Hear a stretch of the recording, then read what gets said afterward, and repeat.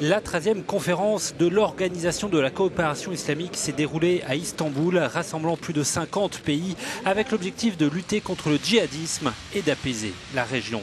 Le président turc a annoncé officiellement la prochaine création d'une nouvelle organisation, une sorte d'Interpol islamique basée à Istanbul pour coordonner la lutte antiterroriste.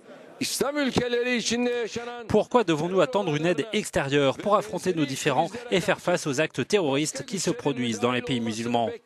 Nous devons nous en occuper nous-mêmes, nous devons trouver la solution à travers l'Alliance islamique.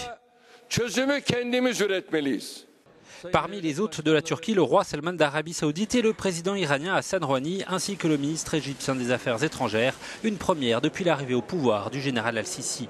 Au-delà du terrorisme, le thème principal était l'unité qui doit passer, selon cet analyste, par de vastes changements.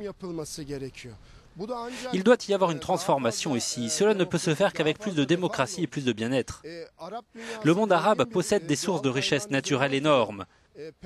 Il a des ressources pétrolières et gazières incroyables. Mais qui s'occupe du raffinage? Qui dirige la politique énergétique? Ce sont les pays de l'Ouest. Si vous ne trouvez pas un consensus, vous devez résoudre chaque problème dans le monde islamique avec les critères de l'Ouest.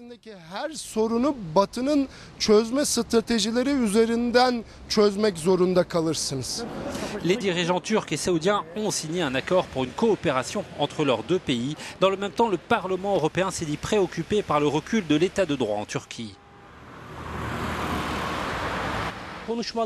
Les discussions ont eu lieu dans une atmosphère d'autocritique. Voir ensemble les dirigeants iraniens et saoudiens ainsi que le ministre égyptien des Affaires étrangères sur le sol turc montre au moins que le monde islamique essaye de garder un minimum de dialogue et de communication. Euronews, İstanbul.